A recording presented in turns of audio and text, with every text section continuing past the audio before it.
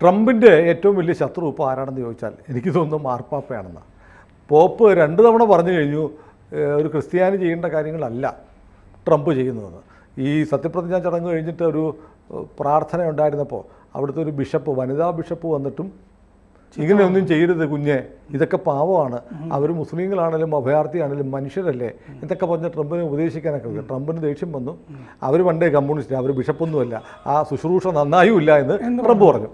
അപ്പോൾ ഏതായാലും കഴിഞ്ഞ ദിവസം ആളുകളെ ഡിപ്പോർട്ട് ചെയ്തപ്പോഴും വീണ്ടും പാപ്പ വന്നിട്ട് ട്രംപിനെ വല്ലാതെ ആക്രമിച്ചു. അതെ. അപ്പോൾ ഇവർ പൊതുവിൽ ട്രംപ് ക്രിസ്ത്യാനിയല്ല എന്ന് പറയുമ്പോൾ ട്രംപിന് ക്രിസ്ത്യാനിയാണെന്ന് ബോധിപ്പിക്കാൻ ചില കാര്യങ്ങൾ ചെയ്യേണ്ടി വന്നിരിക്കുന്നു എന്ന് പറയാം. ട്രംപ് ബൈബിള് കയ്യിൽ പിടിച്ചാണ് സത്യപ്രതിജ്ഞ ചെയ്തത്. അതെ. എന്നിട്ടും പാപ്പയ്ക്ക് മനസ്സിലാവുന്നില്ല. കത്തോലിക്കനല്ലാത്തോണ്ടാ. അതാണല്ലേ. അപ്പോൾ ട്രംപ് അവിടെ വൈറ്റ് ഹൗസിൽ ആദ്യമായിട്ട് ഇതുവരെ ഒരു പ്രസിഡന്റും ചെയ്യാത്ത കാര്യം ചെയ്തിട്ടുണ്ട്. ഒരു ഫെയ്ത്ത് ഓഫീസ്, വിശ്വാസ കാര്യാലയം തുറന്നു. മതവിരുദ്ധൻ എന്നുള്ള ആരോപണം അദ്ദേഹത്തിനെ സംബന്ധിച്ചിട്ടുള്ളത് മാറ്റിക്കളയണം. അപ്പോൾ അതിനു വേണ്ടിയിട്ട് ഇതിനൊരു ടാസ്ക് ഫോഴ്സ് വെച്ചിട്ടുണ്ട്. ആ ടാസ്ക് ഫോഴ്സിനെ നയിക്കുന്നത് അറ്റോർണി ജനറൽ പാം ബോണ്ടിയോ ആണ്. ആ ടാസ്ക് ഫോഴ്സ് അതായത് ക്രിസ്ത്യൻ വിരുദ്ധമായ, അതായത് ക്രിസ്ത്യാനികളോട് വിവേചനമില്ല എന്ന് കാണിക്കാനുള്ള ടാസ്ക് ഫോഴ്സാണ്. അതിൻ്റെ അകത്തൊരു ബുദ്ധി ഉണ്ട്. എന്താണെന്ന് വെച്ചാൽ ബൈഡൻ്റെ കാലത്ത് ഈ മുസ്ലിം വിരുദ്ധതയില്ല, ജൂതവിരുദ്ധതയില്ല എന്നൊക്കെ തെളിയിക്കാനുള്ള ടാസ്ക് ഫോഴ്സുകളെ വെച്ചിരുന്നു. ക്രിസ്ത്യാനികൾക്ക് വേണ്ടിയൊന്നും അങ്ങനെ ബൈഡൻ ചെയ്തിരുന്നില്ല. അപ്പോൾ ഇങ്ങനൊരു സംഗതി, ഒരു ഫെയ്ത്ത് ഓഫീസ് ഉണ്ടാക്കുന്ന ആദ്യത്തെ പ്രസിഡൻ്റാണ് ഇദ്ദേഹം. അപ്പോൾ ഇതിപ്പോൾ to eradicate anti Christian bias എന്ന് പറഞ്ഞിട്ടുണ്ട്.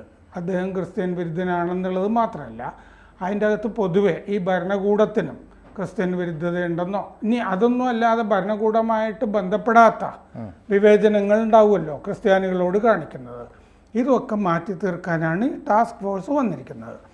എന്നിട്ടിപ്പോൾ 2 പ്രെയർ ബ്രേക്ക്ഫാസ്റ്റ്, പ്രാർത്ഥനാ പ്രാതലുകൾ നടന്നിട്ടുണ്ട്. ആദ്യത്തേത് ക്യാപിറ്റോളിൽ നടന്നു. അപ്പോൾ ട്രംപ് പറഞ്ഞു 2 തവണ കഴിഞ്ഞ കൊല്ലം എനിക്കെതിരെ വധശ്രമങ്ങൾ നടന്നു, അതിൽ നിന്ന് എന്നെ ദൈവം രക്ഷിച്ചപ്പോൾ ഞാൻ കൂടുതൽ വിശ്വാസിയായി മാറി. മാത്രമല്ല ദൈവം എന്നെ ഇങ്ങനെ നിലനിർത്തിയിരിക്കുന്നത്, ആ വധശ്രമങ്ങളിൽ നിന്ന് രക്ഷിച്ചത് എന്തൊക്കെയോ ചില പ്രത്യേക പദ്ധതികൾ ഉദ്ദേശിച്ചിട്ടാണ്, ചില കാര്യങ്ങൾ ചെയ്യാൻ വേണ്ടിയിട്ടാണ് എന്ന് തോന്നുന്നു എന്നും ട്രംപ് പറയുന്നു. അപ്പോൾ മതവുമായിട്ടുള്ള ആ 2 അലസിയ വധശ്രമങ്ങൾക്ക് ശേഷം മതവുമായിട്ടുള്ള എൻ്റെ ബന്ധം മാറി, മതത്തിനെ സംബന്ധിച്ചിട്ടുള്ള എൻ്റെ കാഴ്ചപ്പാട് മാറി എന്ന് ട്രംപ് പറയുന്നു. ഈ ആദ്യത്തെ പ്രെയർ ബ്രേക്ക്ഫാസ്റ്റ് ക്യാപിറ്റോളിലും രണ്ടാമത്തത് വാഷിങ്ടണിലുമായിരുന്നു. അപ്പോൾ ഇത് ഓരോ സ്ഥലത്തും നടക്കുമായിരിക്കും ഈ പ്രാർത്ഥനയും പ്രാതലും ഒക്കെ. ഈ മതവിവേചനത്തിൽ നിന്ന് ക്രിസ്ത്യാനികളെ രക്ഷിക്കും, വോക്കിസത്തെ നശിപ്പിക്കും. വളരെ പ്രധാനപ്പെട്ടതാണ്. ഇത്തവണ വിജയദശമി പ്രസംഗത്തിൽ RSS തലവൻ മോഹൻജി ഭാഗവതും പറഞ്ഞു വോക്കിസത്തിനെതിരെ കരുതൽ വേണമെന്ന്. അതെ. അപ്പോൾ അത് തന്നെ അവിടെയും പറഞ്ഞിട്ടുണ്ട്. മാത്രമല്ല ആ വാൻസ് വന്നപ്പോൾ വാൻസിൻ്റെ ഭാര്യയും ഫ്രാൻസിൽ വെച്ച് കണ്ടില്ലേ മോദിയെ, അവരും വന്നിരുന്നല്ലോ. അപ്പോൾ ടാസ്ക് ഫോഴ്സിൻ്റെ ദൗത്യമായിട്ട് ട്രംപ് അത് ഓർഡറൊക്കെ ഇറങ്ങി, ട്രംപിൻ്റെ ഇത് രൂപവൽക്കരിച്ചതായിട്ട്. ക്രിസ്ത്യൻ വിരുദ്ധ നീക്കങ്ങൾ, വിവേചനം, ക്രിസ്ത്യാനികളോടുള്ള വിവേചനം, ഇത് രണ്ടും ഭരണകൂടത്തിൽ ഉണ്ടാകരുത്. പിന്നെ ഈ ഡിപ്പാർട്ട്മെൻറ്റ് ഓഫ് ജസ്റ്റിസ്, പിന്നെ FBI, IRS അതായത് റവന്യൂ, ഇത്തരം സംവിധാനങ്ങളിലൊന്നും ക്രിസ്ത്യാനികളോട് വിവേചനം ഉണ്ടാകരുത്. ക്രിസ്ത്യൻ വിരുദ്ധ അക്രമങ്ങൾ എവിടെ കണ്ടാലും നേരിടണം. പിന്നെ നശിപ്പിക്കുക, പള്ളികൾ നശിപ്പിക്കുക തുടങ്ങിയ വാൻഡലിസം, അതൊക്കെ നേരിടണം എന്ന് പറഞ്ഞിട്ടുണ്ട്. ആ കൂട്ടത്തിൽ പറഞ്ഞിട്ടുണ്ട് ബൈഡൻ ഭരണകൂടം പലപ്പോഴും ചെയ്തുകൊണ്ടിരുന്നത് ഈ ജൂതവിരുദ്ധത, ക്രിസ്ത്യാനികളുടെ കാര്യമൊന്നും നോക്കിയില്ല, ജൂതവിരുദ്ധതയും മുസ്ലിം വിരുദ്ധത, മുസ്ലിങ്ങളോട് പ്രത്യേക പരിഗണന ബൈഡൻ ഭരണകൂടത്തിന് ഉണ്ടായിരുന്നു. അപ്പോൾ വ്യാഴാഴ്ച എക്സിക്യൂട്ടീവ് ഓർഡർ ട്രംപിൻ്റെ വന്നിട്ടുണ്ട്. ഈ വിശ്വാസ കാര്യാലയം തുറന്നു, മറ്റേ ടാസ്ക് ഫോഴ്സിനെ വെച്ചു, എക്സിക്യൂട്ടീവ് ഓർഡർ വന്നിട്ടുണ്ട്. അപ്പോൾ ബൈഡൻ ഡിസംബറിലാണ് മുസ്ലിം വിരുദ്ധ അറബ് വിരുദ്ധ മതനിന്ദക്കെതിരെ ടാസ്ക് ഫോഴ്സ് രൂപീകരിച്ചത്. 2023 സെപ്റ്റംബറിൽ ജൂതവിരുദ്ധതയ്ക്കെതിരെയും ഇങ്ങനൊരു സംവിധാനം ഉണ്ടാക്കിയിരുന്നു ബൈഡൻ. അമേരിക്കയിൽ പൊതുവെ ഈ സഭയെ അല്ലെങ്കിൽ വിശ്വാസത്തെ ഭരണകൂടത്തിൽ നിന്ന് മാറ്റി നിർത്തുന്നതാണ്, രണ്ടും രണ്ടായിട്ടാണ് കാണുന്നത്. അതിനു വേണ്ടിയിട്ടായിരുന്നു ആദ്യ ഭരണഘടനാ ഭേദഗതി, ഫസ്റ്റ് അമെൻമെൻറ്റ്. റിലീജിയനെ എൻഡോഴ്സ് ചെയ്യേണ്ട ഭരണകൂടം, അതിനെ അങ്ങനെ കാര്യമായിട്ട് എടുക്കേണ്ടതില്ല, ഭരണം അതിൻ്റെ വഴിക്ക് നീങ്ങിയാൽ മതി എന്നുള്ളതായിരുന്നു. അപ്പോൾ ഈ വിശ്വാസ കാര്യാലയം തുറന്നത് കോടതിയിൽ ചോദ്യം ചെയ്യപ്പെടുമോ എന്ന് ചില റിപ്പോർട്ടുകളിൽ കാണുന്നുണ്ട്. ആ റിപ്പോർട്ടുകൾ ചിലപ്പോൾ ഡീപ് സ്റ്റേറ്റിൻ്റെതും ആയിരിക്കാം.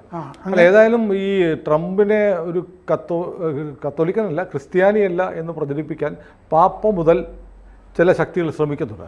അപ്പോൾ ട്രംപിനെ സംബന്ധിച്ച് അദ്ദേഹം ബൈബിൾ തൊട്ട് സത്യപ്രതിജ്ഞ ചെയ്ത ആളാണ്, ക്രിസ്ത്യാനിയാണ്. ഇത് ബോധിപ്പിക്കാൻ വേണ്ടി ചെയ്യേണ്ടി വരുന്നു എന്നുള്ളത് തന്നെ ഒരു നിസ്സഹായാവസ്ഥയാണ്. ഇത്രയും ഡീപ്പ് റൂട്ടഡ് ആയിട്ട് റിലീജിയസ് ആയിട്ടുള്ളൊരു മനുഷ്യനെ ഈ ഇസ്ലാമിക വിരുദ്ധതയുടെ പേരിലാണ്. അതാണ് അവർ തന്നെ ശരിക്കും യാഥാസ്ഥിതിക മൂല്യങ്ങളായി ക്രിസ്ത്യാനി എന്നുള്ളതിലേക്ക് അദ്ദേഹം നോക്കുന്നത്. അതെ അതെ. പിന്നെ ഈ ഇവാഞ്ചലിക്കൽ വോട്ടേഴ്സ് ഉണ്ടല്ലോ, അവർ മുഴുവൻ ട്രംപിൻ്റെ കൂടെ ആയിരുന്നു എന്ന് ഈ കഴിഞ്ഞ തിരഞ്ഞെടുപ്പ് തെളിയിക്കുന്നതായിട്ടും പറയുന്നുണ്ട്. ഇനി ഫെയ്ത്ത് ഓഫീസിനെ നയിക്കുന്നത് റവറൻഡ് പോള വൈറ്റ്. അവർ ടെലിവിഷനിലൊക്കെ ഒരുപാട് മതപ്രഭാഷണങ്ങൾ നടത്തുന്ന, അങ്ങനെ മതപ്രഭാഷണം നടത്തുന്നത് കണ്ടിട്ട് 2022 ഇവരെ വിളിച്ചു കാണുകയായിരുന്നു ട്രംപ്. അത് ഈ വധശ്രമത്തിനൊക്കെ മുമ്പാണല്ലോ, 2 കൊല്ലം മുമ്പേ. അപ്പോൾ ട്രംപിൻ്റെ ഉള്ളിലൊരു വിശ്വാസി, കടുത്ത വിശ്വാസി തന്നെ ഉണ്ട്. അപ്പോൾ കുറച്ച് വർഷമായിട്ട് മതോപദേഷ്ടാവാണ് അവർ. ട്രംപിന് ബൈബിളിൽ പറയുന്നത് ഇങ്ങനെയാണെന്നൊക്കെ പറഞ്ഞു കൊടുക്കുന്നത് ഈ പോള വൈറ്റ് ആണ്. അപ്പോൾ പോള ഇൻഡിപെൻഡൻറ്റ് ക്രിസ്ത്യാനിക് മൂവ്മെൻറ്റ് എന്ന് പറഞ്ഞിട്ട് നടത്തുന്നുണ്ട്. അതായത് ഇവിടെ ഈ പെന്തക്കോസ്ത് പാസ്റ്റർമാരൊക്കെ നടത്തുന്ന പോലത്തെ സ്വതന്ത്രമായിട്ട് ചെയ്യുന്നതാണ്. അതായിരിക്കും ചിലപ്പോൾ മാർപ്പാപ്പയ്ക്ക് ഇഷ്ടപ്പെടാത്തതൊക്കെ. അത്തരം സഭകളുടെ കൂടെ ഒന്നും അല്ലല്ലോ അദ്ദേഹം നിൽക്കുന്നത്. അപ്പോൾ 2017 ഇവരുടെ ഈ സ്വതന്ത്ര സഭ തുടങ്ങിയത്. ഇതിന് കേരളത്തിൽ ചില ആളുകൾ സ്വന്തക്കോസ്ത് എന്ന് പറയാറുണ്ട്. സ്വന്തം സഭ. പെന്തക്കോസ്തിന് നമ്മുടെ KP യോഹന്നാനൊക്കെ സ്വന്തം സഭ ഉണ്ടാക്കിയത്. ഈ പെന്തക്കോസ്ത് വലിയ സഭകൾക്കൊക്കെ വിപരീതമായിട്ട് ജോസ് ആനത്താനം എന്ന് പറഞ്ഞ ഒരാൾ കാഞ്ഞിരപ്പള്ളിയിൽ ഒരെണ്ണം തുടങ്ങിയിരുന്നു. വലിയ വിജയമായിരുന്നു. അത് സ്വന്തക്കോസ്തായിരുന്നു. അത് സ്വന്തക്കോസ്ത് എന്ന് പറഞ്ഞ് കളിയാക്കുമായിരുന്നു. ആനത്താനം ഈ ധ്യാനിപ്പിക്കുന്ന ആളായിരുന്നു, ധ്യാന ഗുരു എന്നുള്ളതിലേക്ക് അറിയപ്പെടുന്ന. ഓരോരുത്തരും അവരവരുടെ വിശ്വാസം പുലർത്തട്ടെ, ആളുകളെ നിർബന്ധിച്ച് പ്രലോഭിപ്പിച്ച് മതപരിവർത്തനം നടത്താതിരിക്കട്ടെ. അതെ. 2019 സ്പെഷ്യൽ അഡ്വൈസറായി ട്രംപിൻ്റെ. 2017 ഇനോഗ്രേഷനിൽ പങ്കെടുത്തിരുന്നു. 2014-19 ഈ ക്രിസ്ത്യൻ സെൻറ്റർ എന്ന് പറഞ്ഞവരെ അവർ തുറന്നിരുന്നു. പിന്നെ വിത്തൗട്ട് വാൾസ് ഇൻ്റർനാഷണൽ ചർച്ച് എന്ന് പറഞ്ഞിട്ട് സ്വന്തമായി അവർക്ക് സംഭവം ഫ്ലോറിഡയിൽ സ്വന്തമായി സഭ അവർക്കുണ്ട്. അപ്പോൾ ഇവർക്ക് ദരിദ്രമായ ഒരു പശ്ചാത്തലമുള്ള സ്ത്രീയാണ് ഇവർ. ഇവരുടെ അപ്പൻ ആത്മഹത്യ ചെയ്തതാണ്, ഡിവോഴ്സ് കഴിഞ്ഞ ശേഷം അമ്മയുമായിട്ട്. എന്നിട്ട് അമ്മ ആൽക്കഹോളിക്കായി, ഇവരുടെ ഒരുപാട് വലിയ മദ്യപാനിയൊക്കെ ആയി പോയിരുന്നു. ഇവർ പറഞ്ഞിട്ടുണ്ട് 6 വയസ്സ് മുതൽ 13 വയസ്സ് വരെ ഇവരെ പലരും ലൈംഗികമായി ദുരുപയോഗം ചെയ്തിട്ടുണ്ട് എന്നൊക്കെ അവർ തുറന്നു പറഞ്ഞിട്ടുണ്ട്. 1984 അവർ ശരിക്കും ഒരു ക്രിസ്ത്യാനിയായി രൂപപ്പെടുന്നത്. ദൈവദർശനം ഉണ്ടായി എന്നൊക്കെ അവർ പറഞ്ഞിട്ടുണ്ട്.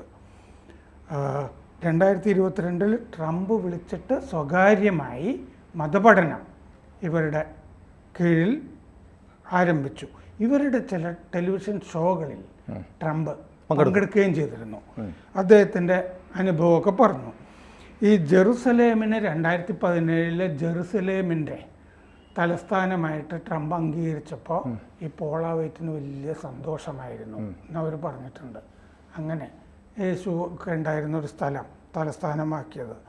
ഇവരൊരിക്കൽ പറഞ്ഞിട്ടുണ്ട് യേശു ഈജിപ്തിൽ 3 കൊല്ലം താമസിച്ചല്ലോ.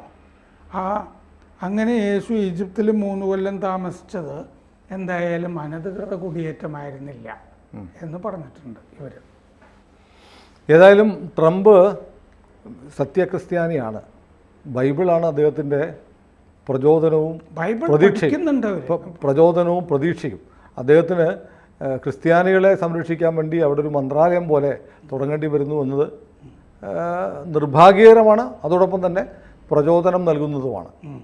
ഇത് ആരെങ്കിലുമൊക്കെ മാർപ്പാപ്പയുടെ ശ്രദ്ധയിൽ കൊണ്ടുവരേണ്ടതുമാണ്. അതെ അതെ. കൂടുതൽ വാർത്തകളും വിശേഷങ്ങളും നിങ്ങളിലേക്ക് എത്താൻ ABC മലയാളം സബ്സ്ക്രൈബ് ചെയ്യുക, ബെൽ ബട്ടണും അമർത്തുക.